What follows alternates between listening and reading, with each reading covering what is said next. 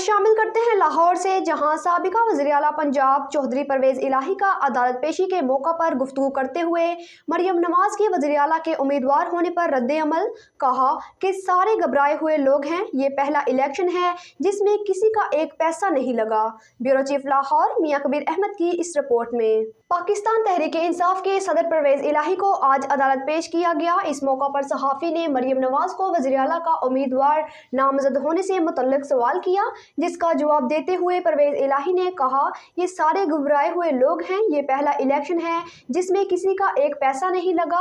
अब इन्हें इमरान खान की सलाहतों का पता चला। शहबाज शरीफ बड़ा जालिम आदमी है, अपने भाई को भी माफ नहीं किया। जब तक हमारी सीटें पूरी नहीं होंगी किसी से बात नहीं होगी। कहा कि हमारा इंतखाबी निशान छीन लिया गया है, ना इलेक्शन कैंपेन करने दी गई, ना पोलिंग एजेंट बैठने दिए गए। इन सब ओछे हथकंडों के बावजूद अवाम का इमरान खान से इजहार मोहब्बत काबिल तहसीन है।